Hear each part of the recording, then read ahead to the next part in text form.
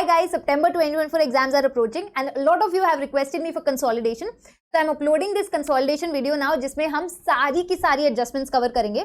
तो by chance अगर आपने consolidation cover नहीं किया है, वैसे आपको करके जाना चाहिए, but in case आप छोड़ के जाने वाले हो तो आप ये वीडियो जरूर देखना क्योंकि इसमें आपको सारी adjustments की coverage मिलेगी जिससे आप एग्जाम में consolidation tackle कर पाओगे.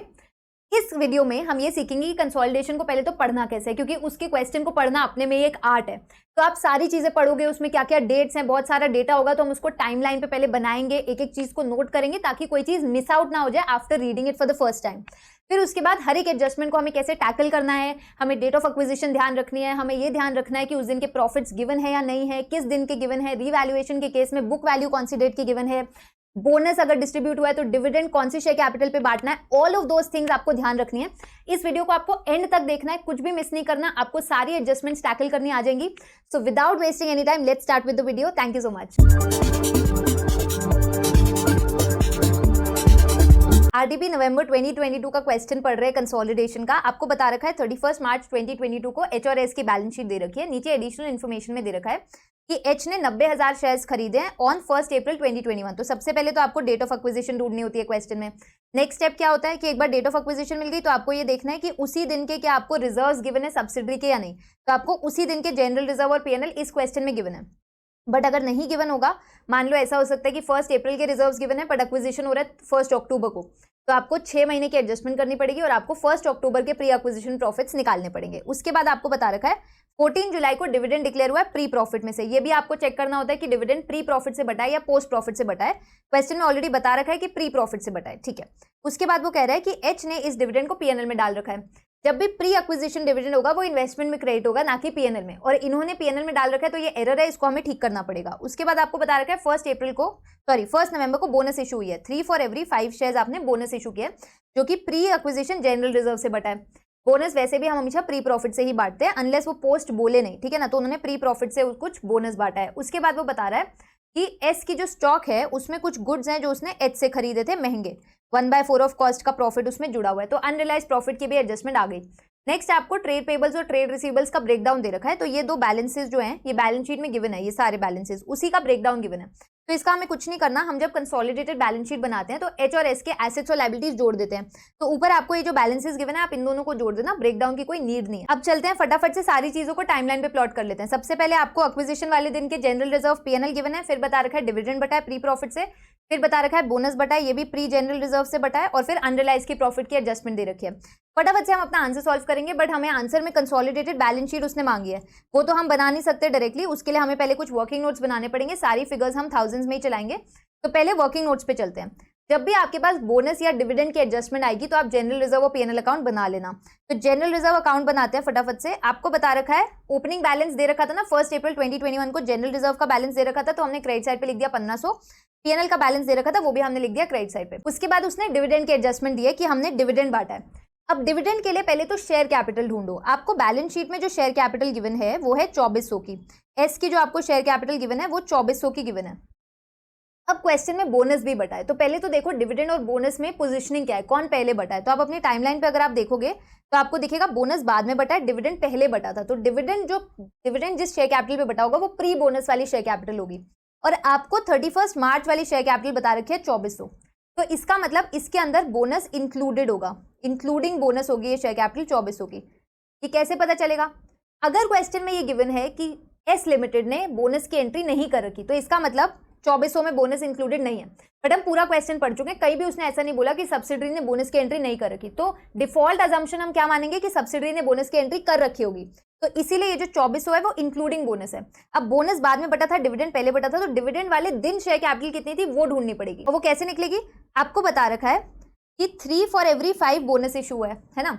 तो अगर मेरी share capital before bonus x है तो मैंने कितना बोनस बांटा है? x इंटू 3/5 है ना. 3 फॉर एवरी 5 बटा है और अब जाके शेयर कैपिटल हो गई 2400. तो अब इसको सॉल्व करोगे तो आपको मिलेगा कि 2400 इंटू 5/8 मेरी शेयर कैपिटल थी बिफोर बोनस. ठीक है ना. This is my share capital before bonus. इस पे डिविडेंड बटेगा. 2400 इंटू 5/8 इंटू 20% करोगे तो आपके पास डिविडेंड आ जाएगा. इसको करने का दूसरा तरीका क्या हो सकता है? देखो, अगर मेरे 5 शेयर्स थे बिफोर बोनस और मैंने 3/5 का बोनस डिक्लेयर किया, 3 फॉर एवरी 5, तो टोटल बोनस डिक्लेयर हुआ 3/5 इंटू 5, यानी कि अब आफ्टर बोनस मेरे शेयर्स हो गए 8. तो अगर 8 2400 रिप्रेजेंट करता है तो 5 कितना है, अगर 8 है 2400 तो 5 कितना, बस आपको ये निकालना है। तो 2400 डिवाइड बाय 8 इंटू 5, ये आपका शेयर कैपिटल आ जाएगा बिफोर बोनस। ऐसे नहीं हो रहा तो एक्स वाला करो, आपको कहीं दिखाना तो वैसे भी नहीं है, तो जो भी आपके लिए क्विकेस्ट वे है आप उससे सॉल्व करो। ये हमारी शेयर कैपिटल आ जाएगी, इस पे हम डिविडेंड देंगे। तो हमारा पीएनएल में डिविडेंड डेबिट साइड पे जाएगा, पहली बात तो डिविडेंड बढ़ रहा है तो डिविडेंड डेबिट साइड पे जाएगा, प्रॉफिट आपका कम होगा।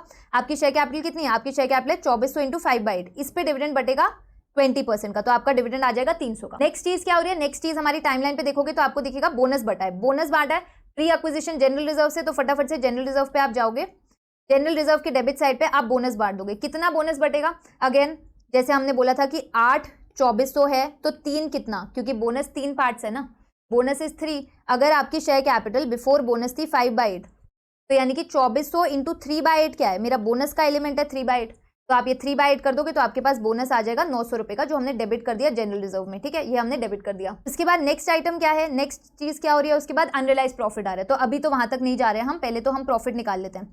तो अब देखो आपके पास क्लोजिंग बैलेंस, ये बैलेंस शीट में गिवन था 690, आपके पास जनरल रिजर्व ये बैलेंस शीट में गिवन होगा 690। सो लेट्स सी क्या हमें गिवन है 690 का बैलेंस, हाँ तो आपको 690 का जनरल रिजर्व गिवन है और आपको पीएनएल गिवन है 810 का। तो ये आप बैलेंसेस पोस्ट कर दोगे, 690 का बैलेंस पोस्ट किया तो बैलेंसिंग फिगर आ गया 90 का। इसका मतलब जनरल रिजर्व में 90 का ट्रांसफर हुआ है पीएनएल से करंट ईयर में। ठीक है, तो आपने ये एंट्री क्रॉस पोस्टिंग हो गई, यहाँ पे ये 90 यहाँ क्रॉस पोस्ट हो गया। ठीक है, आप ऐसा भी कर सकते हो कि आप एक कंबाइंड अकाउंट बना लो, तो ये क्रॉस पोस्टिंग नहीं दिखानी पड़ेगी आपको। ठीक है, तो हमने जनरल रिजर्व डेबिट साइड पे डाल दिया, पीएनएल के डेबिट साइड पे, क्योंकि पीएनएल से ट्रांसफर हुआ है, और कैरी डाउन हमने बैलेंस शीट से पोस्ट कर दिया 810। अब आपके पास नेट प्रॉफिट बैलेंसिंग फिगर आ गया 567। अब हम बनाएंगे अपना एनालिसिस ऑफ प्रॉफिट। अब ऊपर से जितनी भी चीजें हैं वो कहाँ कहाँ जाएंगी, लेट्स क्विकली डिस्कस। पहले तो ये सारा रब कर लेते हैं, अब कौन सी चीज कहाँ जाएगी इस पे बात करते हैं। पहले तो ओपनिंग बैलेंस है वो कहाँ जाएगा, वो आपका प्री प्रॉफिट में जाएगा। पीएनएल और जनरल रिजर्व का ओपनिंग बैलेंस जो आ रहा है वो आप प्री प्रॉफिट में पोस्ट कर दोगे, जनरल रिजर्व और पीएनएल प्री एक्विजिशन प्रॉफिट्स में हम पोस्ट कर देंगे। प्री एक्विजिशन प्रॉफिट्स हम निकाल रहे हैं अप टू 1 अप्रैल 2022, हाँ नहीं सॉरी 2021, 1 अप्रैल 2021, और ये जो है पोस्ट एक्विजिशन प्रॉफिट वो है 1 अप्रैल 2021 से 31 मार्च 2022 तक का। ठीक है ना, 2022। अब देखो हम क्या क्या चीज कहाँ पोस्ट करें, ये दोनों पोस्ट हो गए, ये जो 90 का है ये तो क्रॉस पोस्ट हो चुका है, इसको कहीं पोस्ट नहीं करना। उसके बाद आपको बता रखा है बोनस 900 का, तो ये प्री प्रॉफिट में से माइनस हो जाएगा। बोनस जहां का भी है, डिविडेंड जहां का भी है वो वहां से माइनस होगा। बोनस और डिविडेंड दोनों प्री के हैं तो दोनों प्री से माइनस होंगे। ठीक है ना, तो डिविडेंड भी हम नीचे माइनस कर देंगे प्री में से 300 का। उसके अलावा और क्या फिगर रह गई आपकी, ये जो कैरी डाउन है इसका हमें कुछ नहीं करना, क्योंकि हमें क्या चाहिए, प्री प्रॉफिट चाहिए, पोस्ट प्रॉफिट चाहिए, पोस्ट एक्विजिशन प्रॉफिट चाहिए, यानी कि इस पीरियड के प्रॉफिट चाहिए। उसके बाद जो क्लोजिंग बैलेंस आ रहा है उसका आपको कुछ नहीं करना। ऐसे ही नेट प्रॉफिट में भी इस क्लोजिंग बैलेंस का कुछ नहीं करना। अब बस ये फिगर बच गई नेट प्रॉफिट। ये नेट प्रॉफिट कौन से पीरियड का है, ये है 1 अप्रैल 2021 से लेके 31 मार्च 2022 तक का प्रॉफिट है। तो ये मेरा पोस्ट पीरियड का प्रॉफिट है जो मैंने यहाँ पे पोस्ट कर दिया, पोस्ट एक्विजिशन प्रॉफिट 567। ठीक है, अब आप ये पूरा टोटल कर लोगे और आप एच और माइनॉरिटी में बांट दोगे, पर उसके लिए हमें चाहिए होगी होल्डिंग रेशियो कितनी है, कि एच कितना परसेंटेज होल्ड कर रहा है। ये कैसे निकलेगा, लेट्स सी। आपने शेयर्स खरीदे थे 90,000, हम सब कुछ थाउजेंड्स में करें तो 90 शेयर्स खरीदे थे, बोनस मिला होगा 90 इंटू 3/5 यानी कि 54 का बोनस मिला, तो आफ्टर बोनस आपके शेयर्स हो गए 144। तो रेशियो कितनी होगी 144 डिवाइडेड बाय 240, क्योंकि अब आफ्टर बोनस शेयर कैपिटल कितनी है एस की 2400 है ना, और 10 रुपए का शेयर है तो 240 शेयर्स हैं उसके, तो 60% की होल्डिंग रेशियो आ गई। तो होल्डिंग को आप 60% बांटोगे, माइनॉरिटी को आप 40% बांटोगे, प्री प्रॉफिट भी और पोस्ट प्रॉफिट भी। तो ये 933 होल्डिंग और माइनॉरिटी में बढ़ जाएगा, 567 होल्डिंग और माइनॉरिटी में बढ़ जाएगा। अब नेक्स्ट क्या करना है, जब हमने प्री प्रॉफिट बांट लिए, पोस्ट प्रॉफिट बांट लिए, अब हम गुडविल कैपिटल रिजर्व निकालेंगे। गुडविल को कॉस्ट ऑफ कंट्रोल भी बोल सकते हैं। तो आप पहले तो लिखोगे इन्वेस्टमेंट्स कितने की खरीदी, ये हमें बैलेंस शीट में गिवन है फिगर 1500 की, उसमें से हम माइनस करेंगे डेट ऑफ एक्विजिशन वाले दिन का शेयर कैपिटल और रिजर्व्स, क्योंकि हम ये कहते हैं कि हमने 60% शेयर कैपिटल एक्वायर की, 60% हमने रिजर्व्स एक्वायर किए, कितने रुपए देके 1500। तो हम इन दोनों को कंपेयर कर रहे हैं कि हमें फायदा हुआ या नुकसान। तो 60% शेयर कैपिटल कितनी है, आपको कौन सी शेयर कैपिटल लेनी है, आपको आफ्टर बोनस वाली शेयर कैपिटल लेनी है। तो 2400 का 60% हुआ 1440, और प्री एक्विजिशन प्रॉफिट्स में कितना शेयर है, ये वर्किंग नोट नंबर 3 में ऊपर हम कैलकुलेट कर चुके हैं 559.8। होल्डिंग का शेयर निकाल रहे हैं हम, होल्डिंग का देखना है, माइनॉरिटी का नहीं देख रहे हैं हम। गुडविल कैपिटल रिजर्व होल्डिंग के पॉइंट ऑफ व्यू से निकाल रहे हैं कि 559.8 उसको प्रॉफिट्स में हिस्सा मिला था, 1440 शेयर कैपिटल में हिस्सा मिला, और जो आपका प्री एक्विजिशन डिविडेंड होता है वो इन्वेस्टमेंट्स में से माइनस हो जाता है, क्योंकि हम इसको इन्वेस्टमेंट्स की रिकवरी मानते हैं। प्री एक्विजिशन डिविडेंड को इन्वेस्टमेंट की रिकवरी मानते हैं। तो ये 180 माइनस हो गया 300 का 60%। 60% होल्डिंग रेशियो है और 300 क्या है, 300 जो प्री डिविडेंड बटा था, यहाँ पे लिखा हुआ है हमने एनालिसिस ऑफ प्रॉफिट में हमने 300 का डिविडेंड बांटा था, वो हमने माइनस कर दिया, तो आपके पास आ गया 679.8 कैपिटल रिजर्व, क्योंकि 1500 देके आपको ज्यादा का बेनिफिट मिल रहा है, ठीक है ना। 1500 माइनस 180 की तो रिकवरी हो गई थी, उसके बदले में आपको शेयर कैपिटल रिजर्व्स में जो हिस्सा मिल रहा है वो ज्यादा है, इसीलिए निकला कैपिटल रिजर्व। उसके बाद बात करते हैं माइनॉरिटी इंटरेस्ट। माइनॉरिटी इंटरेस्ट में हम क्या क्या लेते हैं, माइनॉरिटी जितना शेयर कैपिटल ओन करती है, कितना 2400 का 40%। आपको क्या लेना है, आपको आफ्टर बोनस वाली शेयर कैपिटल लेनी है हमेशा, ठीक है। तो आपके पास 960 की शेयर कैपिटल है, प्री एक्विजिशन प्रॉफिट्स का शेयर ऐड कर दो, पोस्ट एक्विजिशन प्रॉफिट्स का शेयर ऐड कर दो, जो हम वर्किंग नोट नंबर 3 में ऊपर निकाल चुके हैं। तो टोटल माइनॉरिटी इंटरेस्ट आ गया। कौन से दिन का माइनॉरिटी इंटरेस्ट है, एज ऑन 31 मार्च 2022 का माइनॉरिटी इंटरेस्ट आ गया 1560। जब हम ये सारे काम कर लेते हैं, हमने एनालिसिस ऑफ प्रॉफिट कर लिया, प्री पोस्ट के सारे एच और माइनॉरिटी में बांट दिए, गुडविल कैपिटल रिजर्व निकाल ली, हमने माइनॉरिटी इंटरेस्ट निकाल लिया, उसके बाद हम बनाएंगे कंसोलिडेटेड बैलेंस शीट। तो आओ कंसोलिडेटेड बैलेंस शीट पे अब चलते हैं, ठीक है ना। This is my fair answer, जो हमें मेन प्रेजेंट करना है, वर्किंग नोट्स नीचे आएंगे। तो सबसे पहले ये सब तो आप नोट्स पे चलो, देखो कंसोलिडेटेड बैलेंस शीट में करना क्या है। कंसोलिडेटेड बैलेंस शीट में शेयर कैपिटल आप लोगे होल्डिंग की, सिर्फ होल्डिंग की, सब्सिडरी की नहीं लेनी। रिजर्व्स आपको लेने हैं होल्डिंग के, उसके अलावा सारे एसेट्स और लाइबिलिटीज आपको क्या करना है, एच और एस के क्लब कर देना है, जोड़ देने हैं, ठीक है। उसके अलावा इन्वेस्टमेंट्स जो हैं वो नहीं आएंगी, सब्सिडरी की जो इन्वेस्टमेंट्स, अगर कोई और इन्वेस्टमेंट आ रही है, सब्सिडरी की इन्वेस्टमेंट्स नहीं आएंगी, बाकी इन्वेस्टमेंट्स आती रहेंगी। Other than that unrealised profit हट जाएगा स्टॉक में से, आपको ये घटाना पड़ेगा। और अगर कोई कॉन्ट्रा आइटम आ रही है तो वो भी डेटर और क्रेडिटर, बीआरबीपी दोनों साइड से माइनस हो जाएगी। तो सबसे पहले स्टार्ट करते हैं, नोट्स की बात कर लेते हैं, एक एक करके नोट डिस्कस कर लेंगे तो consolidated balance sheet automatically fill हो जाएगी। पहले तो आपको शेयर कैपिटल लिखनी है ऑथराइज्ड एच की, और एच की शेयर कैपिटल लिख दी 4000। उसके बाद रिजर्व्स एंड सरप्लस की बात करते हैं। रिजर्व्स एंड सरप्लस में आप एच के रिजर्व्स देखो, क्वेश्चन में गिवन है 928 और 1305। पहले तो आपने ये लिख दिए 928 और 1305 आपने रिजर्व्स लिख दिए। उसके बाद एस में जो पोस्ट एक्विजिशन प्रॉफिट में एच का शेयर था आपने वो लिख दिया 340.20, ये हमने working note number 3 analysis of profit में निकाल लिया था। उसके बाद अगर प्री एक्विजिशन डिविडेंड एच ने गलत कर रखा है अपनी बुक्स में, उसने पीएनएल में क्रेडिट कर रखा है, तो वो वहां से हटाना पड़ेगा, बिकॉज इट्स एन एरर, वो इन्वेस्टमेंट में जाना चाहिए था। तो आपने 300 इंटू 60% आपने ये माइनस कर दिया। नाउ इज अनरियलाइज्ड प्रॉफिट की एडजस्टमेंट, तो इस पे बात कर लेते हैं। यहाँ पे क्या हुआ है क्वेश्चन में, लेट्स सी। क्वेश्चन में एच ने एस को माल बेचा है, ठीक है, महंगा माल बेचा है, 1/4 ऑफ कॉस्ट महंगा माल बेचा है। तो 1/4 of cost means 1/5 of sales. तो ये जो 50,000 एस के स्टॉक में माल पड़ा हुआ है वो सेलिंग प्राइस पे है, क्योंकि एच ने सेलिंग प्राइस पे बेचा होगा एस को। तो इस 50,000 में 1/5 का जो है वो प्रॉफिट जुड़ा हुआ है, जो कि रियलाइज नहीं हुआ साल के एंड तक, क्योंकि माल गोडाउन में पड़ा हुआ है, माल बिका नहीं है, तो वह अनरियलाइज प्रॉफिट है। तो 10 जो है वो स्टॉक से भी हटेगा और प्रॉफिट से भी हटेगा। और किसके प्रॉफिट से हटेगा, जिसने महंगा माल बेचा था उसी के प्रॉफिट से हटेगा। तो यहाँ पे हम एच के प्रॉफिट से हटाएंगे, क्योंकि एच ने माल बेचा है महंगा, ठीक है। तो एच का प्रॉफिट कहाँ है, एच का प्रॉफिट ये रहा रिजर्व्स। तो यहाँ पे आप अनरियलाइज प्रॉफिट हटा दो 10 का, और जब हम एसेट्स में स्टॉक बना रहे होंगे वहां पे भी हम 10 के एडजस्टमेंट कर देंगे। और ये कैपिटल रिजर्व कौन सा है, जो हमने वर्किंग नोट नंबर 5 में I think goodwill capital reserve की कैलकुलेशन की थी, वहां कैपिटल रिजर्व आया था, तो वो भी आप यहाँ पे लिख दोगे। टोटल रिजर्व्स आ जाएंगे, ये ऊपर बैलेंस शीट में चले जाएंगे। नेक्स्ट है ट्रेड पेबल। अच्छा, बीच में एक माइनॉरिटी इंटरेस्ट भी आएगा। Minority interest working note number 6 से आप पोस्ट कर दोगे यहाँ फिगर, जो हम ऑलरेडी कैलकुलेट कर चुके हैं। उसके बाद आएगा आपका ट्रेड पेबल। ट्रेड पेबल में कुछ नहीं है, एडजस्टमेंट कुछ नहीं है, एच और एस को टोटल आपने जोड़ दिया। अगर कॉन्ट्रा आइटम होती तो यहाँ पे कॉन्ट्रा एडजस्ट हो जाती और ट्रेड रिसीवेबल में भी एडजस्ट हो जाती। फिर प्रोविजंस दे रखे हैं तो बस एच और एस के दोनों के जोड़ दिया आपने। प्लांट एंड मशीनरी और फर्नीचर में कोई एडजस्टमेंट नहीं है, तो बस दोनों के आपने जोड़ के दिखा दिए। इन्वेंट्री की बात करते हैं। इन्वेंट्री में पहले एच और एस का इन्वेंट्री जोड़ोगे, फिर अनरियलाइज प्रॉफिट यहाँ से माइनस हो जाएगा, ठीक है। उसके बाद ट्रेड रिसीवेबल्स बस एज इट इज जोड़ना है, कैश एज इट इज जोड़ना है, और शॉर्ट टर्म एडवांसेस जोड़ने हैं। तो इस तरह से आपकी कंसोलिडेटेड बैलेंस शीट बन जाएगी। अब इस क्वेश्चन में रीवैल्यूएशन की एडजस्टमेंट नहीं थी, तो उसके लिए हम एक अलग क्वेश्चन देख रहे हैं, मई 2018 एग्जाम का क्वेश्चन नंबर 5। इसमें आप देखो यहाँ पे आपको बता रखा है डेट ऑफ एक्विजिशन है 1 अप्रैल 2016। मशीनरी की बुक वैल्यू बता रखी है 2 लाख रुपए की, और उसको रीवैल्यू कर दिया 3 लाख पे। अभी फर्नीचर को मत देखो, ठीक है।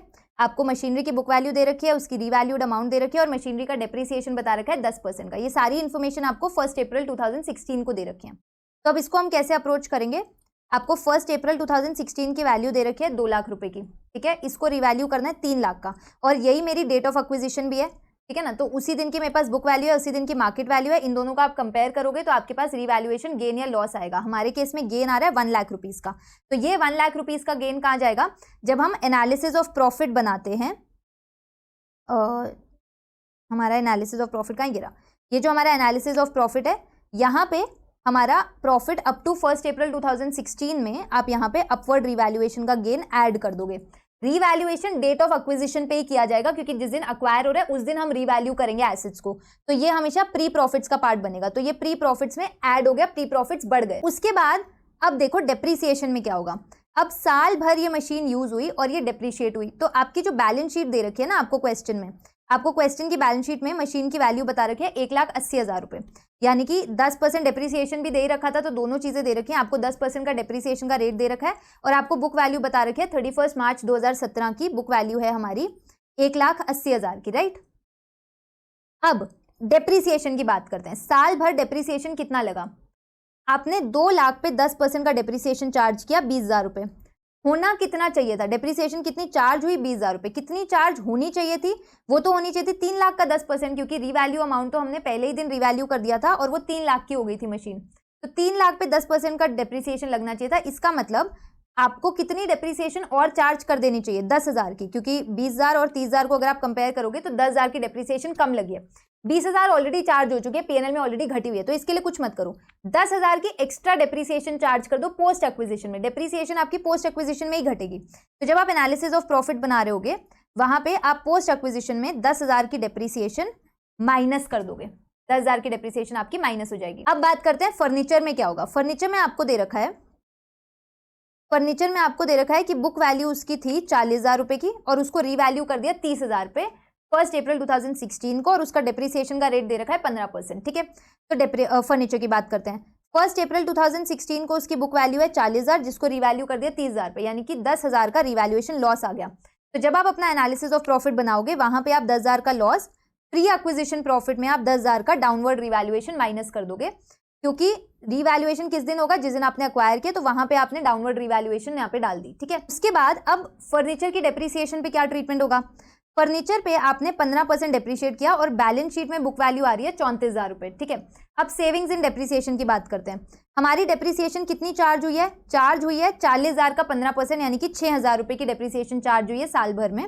पर कितनी चार्ज होनी चाहिए थी, आपकी डेप्रीसिएशन 30,000 का 15% चार्ज होनी चाहिए थी, यानी कि 4,500। तो ज्यादा डेप्रीसिएशन लग गई है 1,500, तो कम कर दो। तो आप पोस्ट एक्विजिशन प्रॉफिट में जाओगे और उसमें 1,500 ऐड कर दोगे, क्योंकि ज्यादा घटा हुआ है ना 1,500, तो ऐड बैक कर दोगे तो वो नॉर्मल हो जाएगा। अब डेप्रीसिएशन में और क्या क्या चीजें हो सकती हैं, हो सकता है वो डेप्रीसिएशन का रेट मिसिंग कर दे, तो हम रेट निकाल सकते हैं कि 6,000 की डेप्री, अगर आपके पास ओपनिंग बुक वैल्यू है, क्लोजिंग बुक वैल्यू है, तो आप बोलोगे 6,000 की डेप्रीसिएशन चार्ज हुई है और 40,000, तो मेरा रेट आ गया 15%, सिंपल।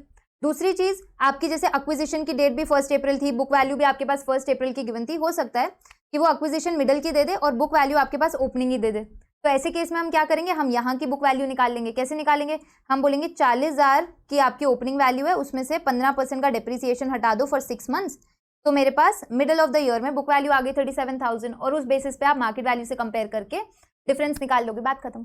अब एक लास्ट एडजस्टमेंट बची है, जब सब्सिडरी होल्डिंग को गुड्स बेचती है तब अनरियलाइज प्रॉफिट का क्या ट्रीटमेंट होता है। जो हमने प्रीवियस क्वेश्चन देखा था उसमें होल्डिंग ने सब्सिडरी को माल बेचा हुआ था, अब सब्सिडरी होल्डिंग को माल बेच रही है, तो पहली बात स्टॉक में तो सेम ट्रीटमेंट होगा, स्टॉक को तो आप घटा दोगे, होल्डिंग और सब्सिडरी का स्टॉक जोड़ के अनरियलाइज प्रॉफिट घटा दोगे।